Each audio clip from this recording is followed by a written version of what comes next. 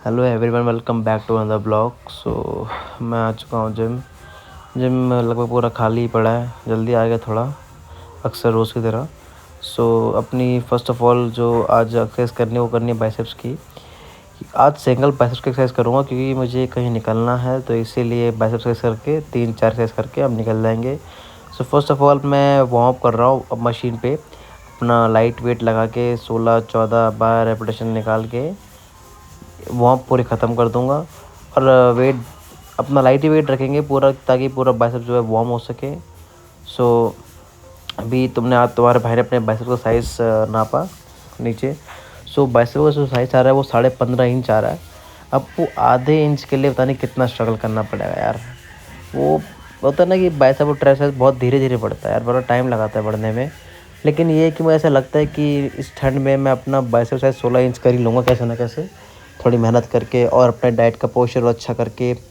मतलब diet increase कर दूँगा और एक्सरसाइज थोड़ी और हार्ड कर दूँगा। बस मेरा इस ठंड में मोटिव है कि 16 इंच का बाइसेप्स हो जाए। अपनी वार्म अप हो गई है, अब बढ़ते एक्सरसाइज के। गाइस, मैं आ चुका हूँ अपने पहले एक्सरसाइज के लिए, वो है बाबल कर्ल में हम लगाएंगे 3 सेट।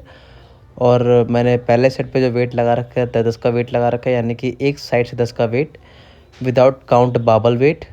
बाबल का वेट क्या ही काउंट करना, ये बाबल का जो मेरे अकॉर्डिंग इस बाबल का वेट है वो 7.5 kg है। ओके, मतलब कि मैंने एक बार उसका वेट नापा भी था बाबल का फ़िलहाल। और अपना अगला सेट है 12.5 kg का, इस पर 10 से 12 रेपिटेशन निकालेंगे। और उसके बाद अपने 3 सेट करेंगे, 3 सेट करने के बाद एक्सरसाइज चेंज करेंगे अपनी। और बाबल कर्ल एक एक्सरसाइज है ना जो सबसे बेस्ट एक्सरसाइज है बाइसेप्स को इंक्रीज़ करने के लिए। इसमें पूरा बाइसेप्स इन्वॉल्व होता है और इसे करने पे लगता है कि हाँ भाई कोई एक्सरसाइज करी है। हम आ चुके हैं अपने लास्ट एक्सरसाइज पे, मतलब कि लास्ट सेट पे। इसमें मैंने वेट लगा रखा है 15-15 kg ईच विदाउट काउंट बाबल वेट।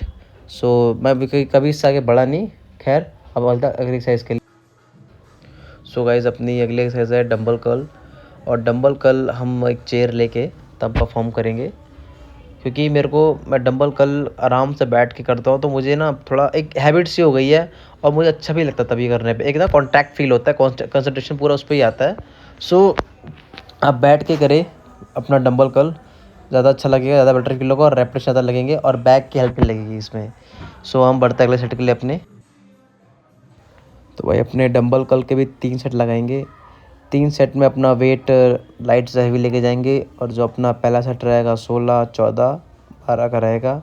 और अपने अकॉर्डिंग वेट लगाएंगे हम, मतलब कि मुझे उस अकॉर्डिंग वेट यूज़ करता हूँ कि हाँ मुझे पता है कि मैं अपने पूरे रेपिटेशन लगा सकूँ।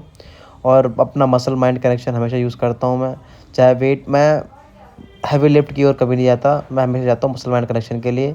मुझे बस ये है कि मुझे फ़ील होना चाहिए कि मेरे मसल पे आ रहा है, मैं अपने मसल को टारगेट कर पा रहा हूँ। तो उसके लिए चाहे मुझे कितना ही लाइट वेट लेना पड़े मैं लूँगा, पर ईगो लिफ्ट नहीं करूँगा, कभी नहीं कभी नहीं। कि ऐसा होता है ना कि मैं ज़्यादा वेट ले लूँ और रेपिटेशन कम निकाल लूँ, मैं टारगेट अचीव ना हो पाए, ऐसा मैं कभी नहीं करता। और आप भी ऐसा ना करें मेरे भाई, बढ़ते हैं। तो भाई हम आ चुके हैं अपनी लास्ट एक्सरसाइज पे, हैमर पे। जैसे कि मैंने आपको स्टार्टिंग कहा था कि मैं आज कहीं निकलना है मुझे, तो इसीलिए अपनी बाइसेप्स एक्सरसाइज करूँगा और जल्दी परफॉर्म करके निकल जाऊँगा। तो मेरी जो 3 एक्सरसाइज थी, ये 3 एक्सरसाइज बहुत इम्पॉर्टेंट एक्सरसाइज है। पावर कर्ल और हैमर और अपनी डंबल कर्ल, ये 3 एक्सरसाइज बहुत इंपॉर्टेंट है। कभी ऐसा लगे आपको कि हाँ भाई जिम जाना है और आधे घंटे एक्सरसाइज ख़त्म करनी है, ये 3 एक्सरसाइज पकड़ लो, आपकी मात्र 40 से 30 मिनट एक्सरसाइज ख़त्म हो जाएगी। एक्सरसाइज करके फिर आराम से जहाँ जाना है वहाँ जाओ, अपनी एक्सरसाइज भी हो जाएगी, अपना गैप भी नहीं होगा बीच में, अपना काम भी हो जाएगा। जब भी मुझे कहीं जल्दीबाजी होती है, कहीं जाना होता है, तो मैं रूटीन फॉलो करता हूँ। चलो चलते हैं, अब जहाँ निकलना है वहाँ के लिए चलिए आगे।